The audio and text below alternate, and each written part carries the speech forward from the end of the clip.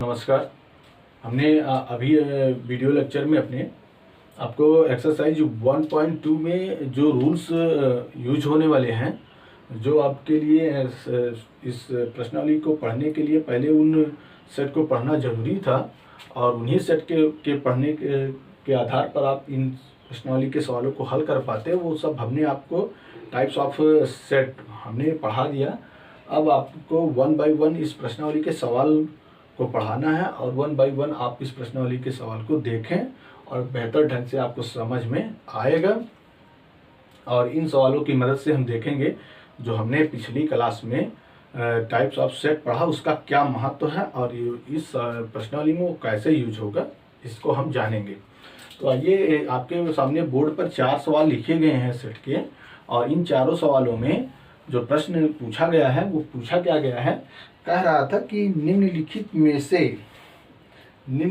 में से कौन से उदाहरण जो है रिक्त समुच्चय के हैं। इन चारों सवालों में कौन सा रिक्त समुच्चय का उदाहरण है, कौन सा रिक्त समुच्चय का उदाहरण नहीं है, यह बात हमसे पूछी गई है।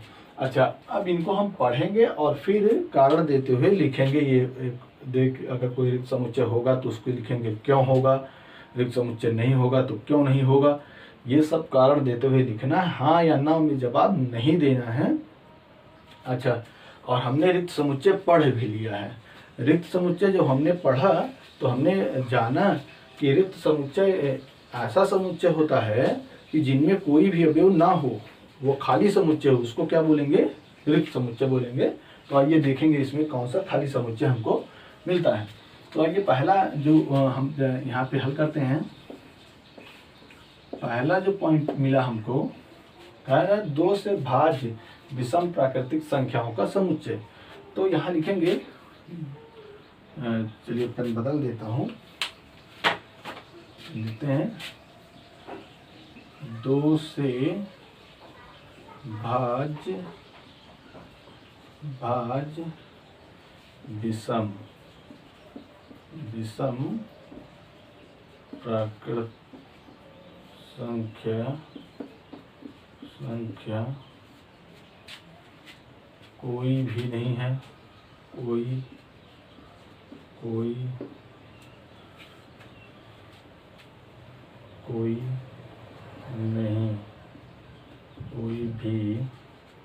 भी नहीं है। इसलिए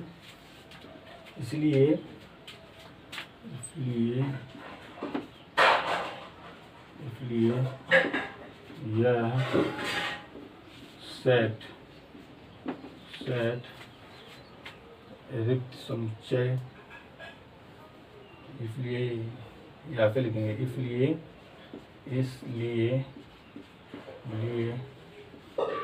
यह एक रिक्त समुच्चय है। इसलिए यह एक क्या है, रिक्त समुच्चय है। जैसे आपसे कहा गया है कि 2 से भाज्य विषम प्राकृतिक, अब 2 से भाज्य जो होंगे वो आपका 2 होगा, 4 होगा, 6 होगा, तो ये तो सब सम हुए ना, विषम हुए ही नहीं। तो जब हम विषम ढूंढने चले तो 2 से भाज्य विषम प्राकृतिक संख्या कोई भी नहीं मिलेगी, है ना, तो कोई भी नहीं है, इसलिए यह एक रिक्त समुच्चय है। अच्छा, अब देखेंगे दूसरा नंबर सवाल है, वो कह रहा है कि सम अभाज्य संख्याओं का समुच्चय। अब आप देखें सम अभाज्य संख्याओं का समुच्चय, तो अभाज्य जो होंगे वो आपका क्या होगा। सबसे अगर सम अभाज्य की बात करें तो सम अभाज्य संख्या का समुच्चय जो सम अभाज्य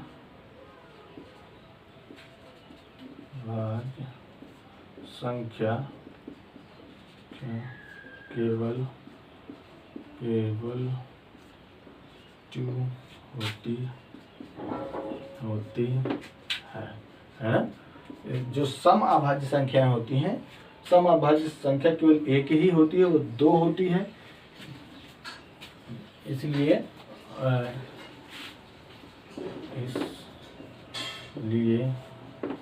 यह एक रिक्त समुच्चय नहीं है ना। अब देखें आप, अब इसमें पहला जो आपका हुआ ये रिक्त समुच्चय हुआ, और ये रिक्त समुच्चय नहीं हो पाया। क्यों? क्योंकि इसमें सम अभाज्य संख्या केवल 2 होती है। इसमें जो हमारा सेट बना उसमें एक अवयव है, वो कौन सा अवयव है? 2 है, इसलिए यह एक रिक्त समुच्चय नहीं है। अच्छा, ये कैसा अगर समुच्चय है तो कैसा समुच्चय है? ये आपका जो समुच्चय है वो समुच्चय है एकल समुच्चय।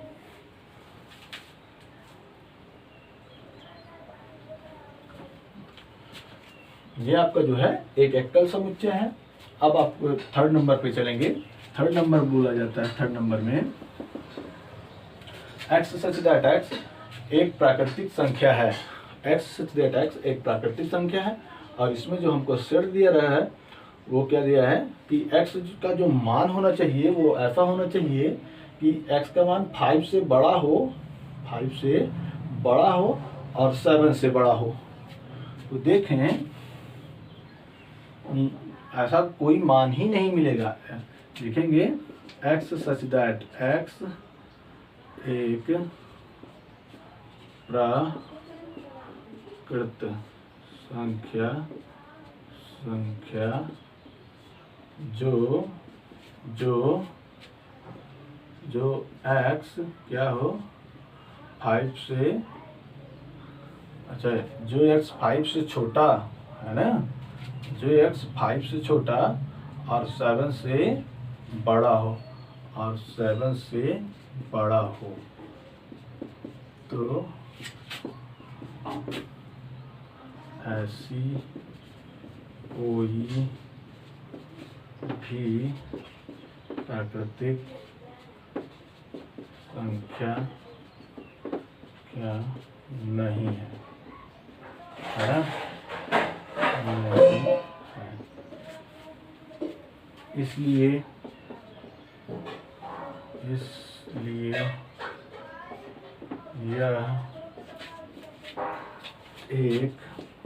यह एक रिक्त समुच्चय,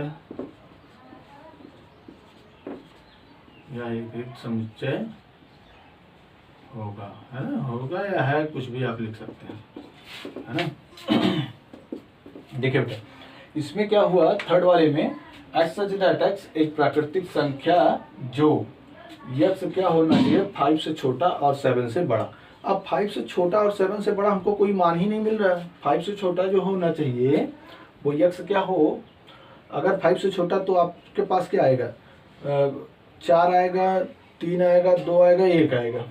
अब ये 4 3 2 ये तो शर्त पूरी हुई, लेकिन क्या 4 3 2 अगर हम सेट में रख देते हैं तो 4 3 2 जो होगा वो 7 से तो छोटा होगा ना कि 7 से बड़ा होगा। तो जब 7 से बड़ा एक शर्त पूरी किया, एक शर्त नहीं पूरी कर पाया, तो हम ऐसे अवयव को नहीं रखेंगे ना, ऐसे अवयव को रखेंगे सेट में जो दोनों के अवयव को, जो दोनों के शर्तों को पूरा करे। तो अगर हम मान लीजिए 7 से बड़ा रखते हैं x का मान, तो 8 9 10, अब 8 9 10 रखने पर ये जो 7 से जो 5 से छोटा कहाँ रह गया, वो तो बड़ा हो गया ना।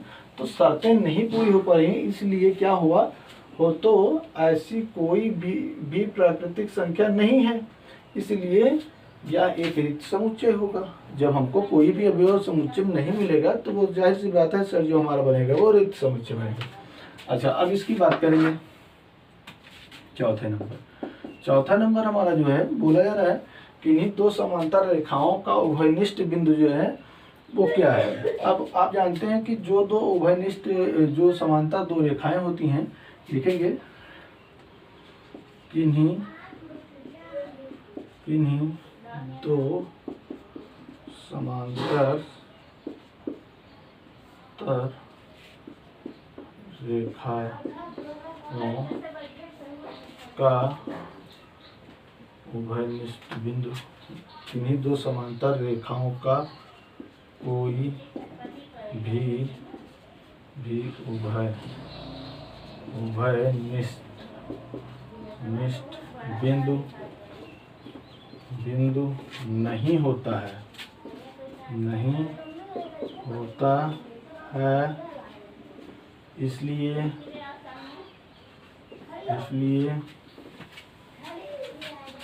यह एक रिक्त समुच्चय है। ये यह एक रिक्त समुच्चय है। बस ये हमारा चारों प्रश्न कंप्लीट हो गया। अब इसमें क्या क्या रिक्त समुच्चय है क्या नहीं है। आपका पहला जो है रिक्त समुच्चय हुआ, दूसरा रिक्त समुच्चय नहीं हुआ, है ना। तीसरा आपका ये भी रिक्त समुच्चय हुआ, और आपका जो चौथा भी आपका रिक्त समुच्चय, ठीक, जो दूसरा था ये आपका रिक्त समुच्चय नहीं है। ये वाला रिक्त समुच्चय नहीं है, और ये भी है, ये भी है, ये भी है। हमको ये रिक्त समुच्चय है या नहीं, बहुत बच्चे लिख देते हैं, एक पे आगे लिख देंगे हाँ है, नहीं है नहीं है। वो बेटा गलत बात है। आपको कारण देते हुए लिखना, जैसा हमने लिखा नहीं, 2 से भाज्य विषम प्राकृतिक संख्या कोई भी नहीं है ना। ऐसे आपको कारण देते हुए लिखना है। नहीं मिला या जो भी कुछ है आप कारण दें। जब तक कारण नहीं देंगे तब तक आपका प्रश्न सही नहीं माना जाएगा, इसलिए कारण देना अनिवार्य है। चलिए अब दूसरे सवाल की बात करते हैं। Question number 2। क्वेश्चन नंबर 2 में चलिए आप इसको पहले नोट करें और तब आप प्रश्न नंबर 2 पर चलेंगे।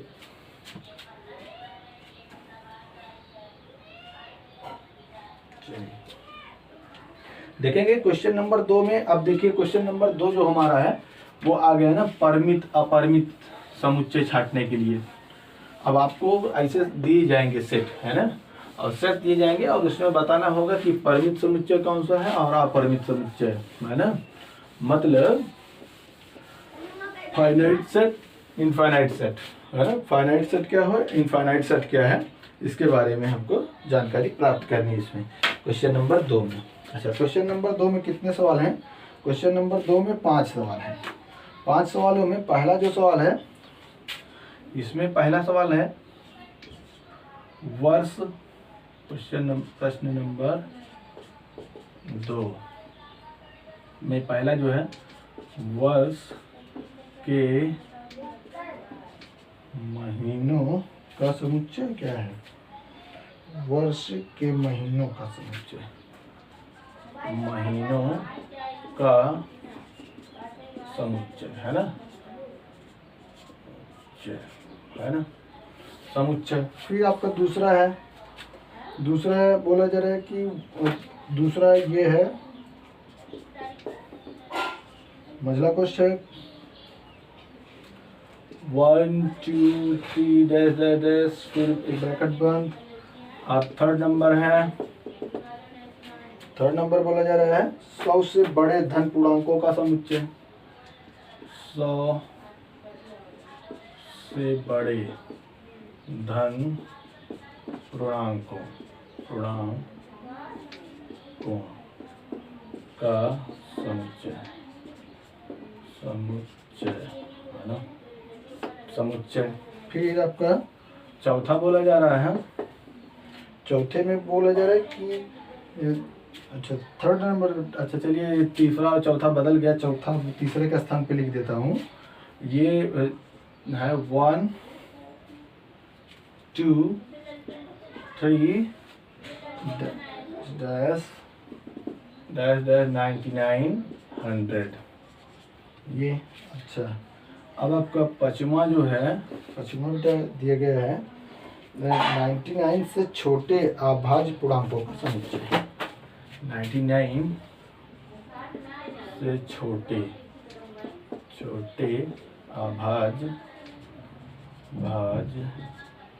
संख्या का समुच्चय, है ना, समुच्चय। अब देखेंगे इनका हल क्या होगा। हल पॉइंट जो होगा वो देखिए। अब इसमें जो हमको बताना था क्वेश्चन नंबर 2 में, वो बताना था इन 5 प्रश्नों में इसमें कौन सा परिमित समुच्चय है, कौन सा अपरिमित समुच्चय है। अच्छा, परिमित अपरिमित खाली परिमित बताना। अच्छा, परिमित और अपरिमित दोनों बताने हैं। तो आइए सीखेंगे जिसको बोलते हैं फाइनाइट सेट, इनफाइनाइट सेट। तो अब आप देखते हैं कि वर्ष के महीनों का समुच्चय। अब ये क्या है, वर्ष के महीनों का समुच्चय गिन सकते हैं कि नहीं? वो एक वर्ष में केवल 12 महीने होते हैं, यहाँ लिखेंगे एक वर्ष में केवल 12 माह होते हैं, जिसे गिना जा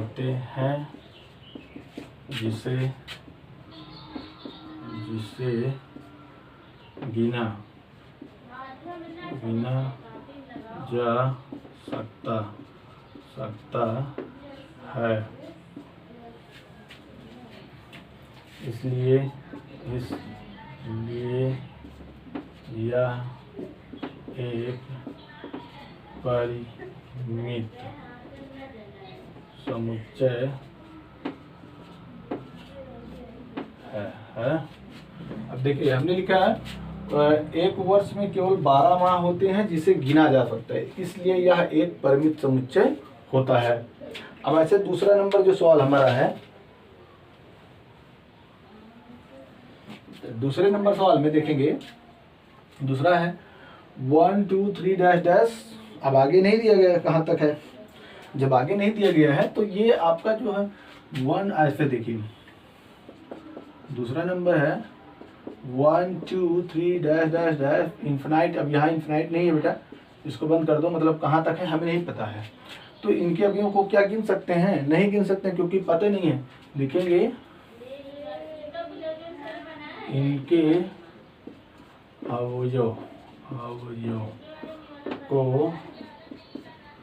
गिना नहीं जा सकता है, इसलिए यह एक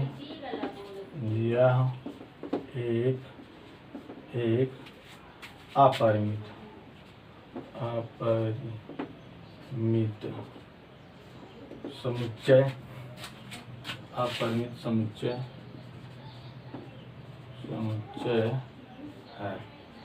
है ना, इसलिए यह एक अपरिमित समुच्चय है। अब आप थर्ड नंबर देखेंगे। थर्ड नंबर दिया गया है, थर्ड नंबर में बोला 100 से कम या ज्यादा, क्या बोला गया? अच्छा, इसमें बोला गया 100 से बड़े बेटा, है ना।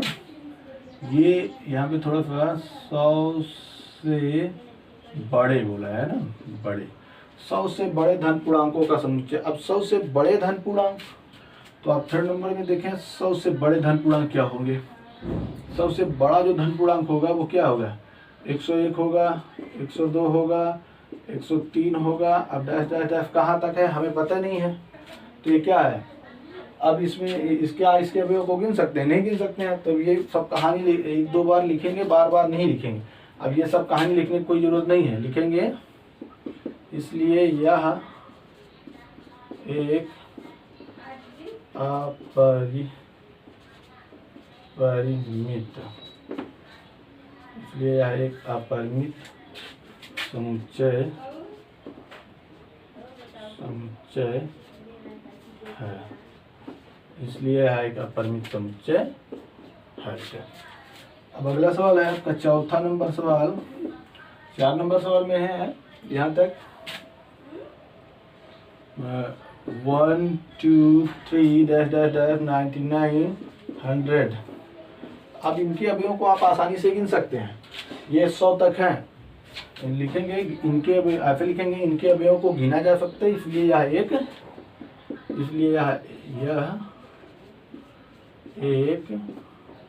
परिमित समुच्चय है, इसलिए यह एक परिमित समुच्चय है। अब 5वां नंबर प्रश्न हमारा जो है